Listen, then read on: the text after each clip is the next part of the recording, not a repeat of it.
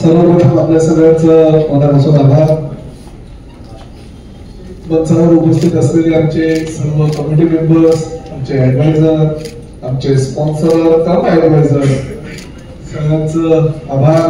पत्रकार सुद्धा बंधू भगिनी एवढ्या मोठ्या संख्येने उपस्थित झाल्याबद्दल तुमचेही आभार.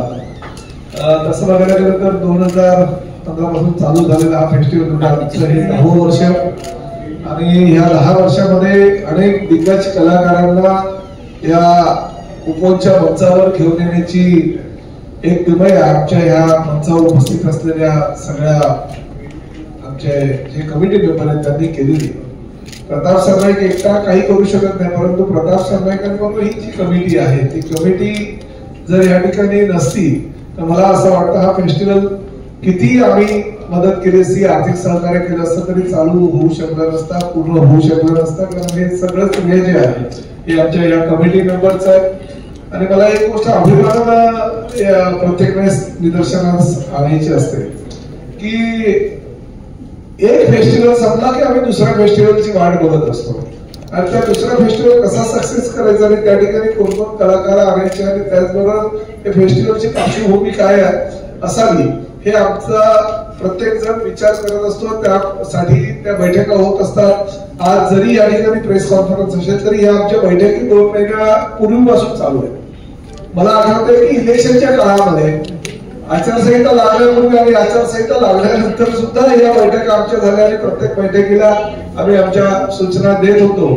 त्यामुळे निवडणूक असू या काही असू दे, फेस्टिवल आपला सक्सेस कसा होईल यासाठी प्रयत्न आपण सगळ्यांनी केला पाहिजे. या मताचे आम्ही सर्वजण आहोत. इथं काही कुठल्या एका पक्षाची ही मंडळी नाहीये, ही फक्त कला आणि कला प्रेमी लोक आहेत, कलेवर प्रयत्न करणारे लोक आहेत आणि कुठल्या पक्षाचा झेंडा घेतला नाही. आणि प्रताप सरनाईक सुद्धा हा फेस्टिवल साजरा करत असताना कुठल्याही प्रकारे कुठल्याही पक्षाचा झेंडा नाही. परंतु ही गोष्ट मात्र नक्की आदरणीय शिवसेना प्रमुख बाळासाहेब ठाकरे यांच्या विचारावर चालणारा प्रताप सरनाईक त्यांना मात्र नेहमीच आदरानं त्या ठिकाणी स्थान असतं. आणि ठाणे शहराची आपली शान असलेले धर्मवीर आनंद दिघे साहेब या दोघांचे गेट त्या ठिकाणी असतात. याही वर्षी धर्मवीर आनंद दिघे साहेब आणि स्वर्गीय शिवसेना प्रमुख बाळासाहेब ठाकरे यांचे गेट असतील. एक अतिशय चांगल्या प्रकारचा वेगळ्या प्रकारची थीम करून आम्ही छत्रपती शिवाजी महाराजांचा जो गौरव आहे तो गौरव या फेस्टिवलच्या माध्यमातून करणार आहोत.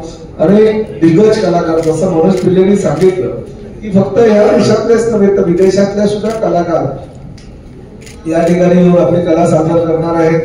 आणि चालू 10, 11, 12, 13 म्हणजे शुक्रवार, शनिवार, रविवार आणि सोमवार हे 4 दिवस हा फेस्टिवल चालणार आहे. सकाळी 6 वाजता सुद्धा कार्यक्रम असणार आहे, संध्याकाळी 6 वाजता सुद्धा मेन स्टेजवर कार्यक्रम असणार आहे. ह्या वर्षीचं मेन आकर्षण म्हणजे पहिल्या दिवशी आपले अभिजित भट्टाचार्य जे फार मोठे प्लेबॅक सिंगर आहेत आणि अभिजित भट्टाचार्यानंतर दुसऱ्या दिवशी संजू राठोड म्हणून आपला एक मराठी कलाकार आहे.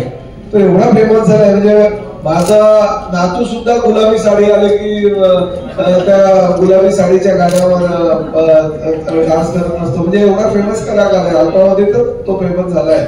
आणि तो संजू राठोड यांचा कार्यक्रम आहे. आणि तरुणांचा एकदम त्यांच्या गळ्यातला तरुणांच्या गळ्यातला पाईप असलेला मिका सिंग हा सुद्धा त्या ठिकाणी आपला परफॉर्म म्हणजे सादर करणार आहे, आपली कला सादर करणार आहे. आणि त्याचबरोबर पद्मश्री, पद्मविभूषण अनेक कलावंत या फ्लोटिंग स्टेज आणि आमच्या दुसऱ्या जे एम्पी थिएटर आहे त्या एम्पी थिएटरवर आपली कला सादर करणार आहे. अशा प्रकारचा हा वेगळा कार्यक्रम या वर्षी आम्ही करतोय. प्रामुख्याने तुम्ही जर ब्रोशर बघितलं असेल तर ठाण्याचं हे बदलतं रूप आम्ही त्या ब्रोशरवर दाखवलंय.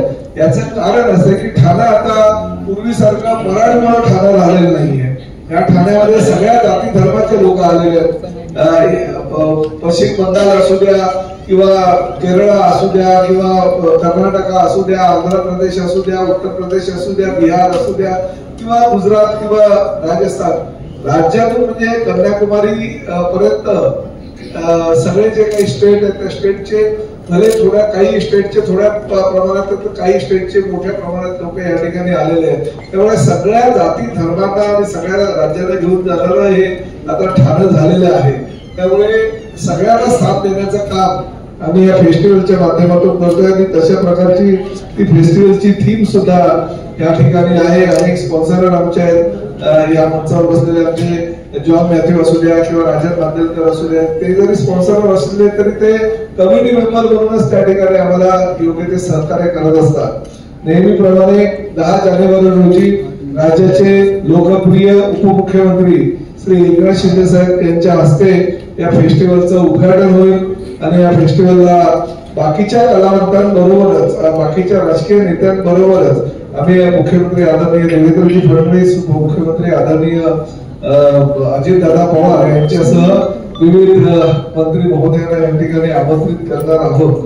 आणि फक्त काय त्यापूर्वी मंत्रिमंडळाचा विस्तार होणं गरजेचं आहे, आमंत्रित सोबत होईल तर सगळ्यांना आमंत्रित करणार आहोत. त्यामुळे म्हणजे याचं कारण असं आहे की आता आमचं अधिवेशन आहे, अधिवेशनापूर्वी जर झालं तर त्याला आमंत्रण देता येईल असा माझा उद्देश आहे. त्यामुळे सगळ्यांना आम्ही आमंत्रित करणार आहोत. शिवगौरव पुरस्कार जो आहे तो शिवगौरव पुरस्कार आम्ही ह्या फेस्टिवलमध्ये देणार आहोत, जो ठाणेकर असून पूर्ण देशामध्ये आपला नाव कमवणारा एखादी व्यक्ती जी असते त्या व्यक्तीला हा शिवगौरव पुरस्कार दिला जातो. त्या शिवगौरव पुरस्काराचं नाव आम्ही फेस्टिवलच्या आधी जी एक प्रेस कॉन्फरन्स घेऊन त्या प्रेस कॉन्फरन्स मध्ये जाहीर करणार.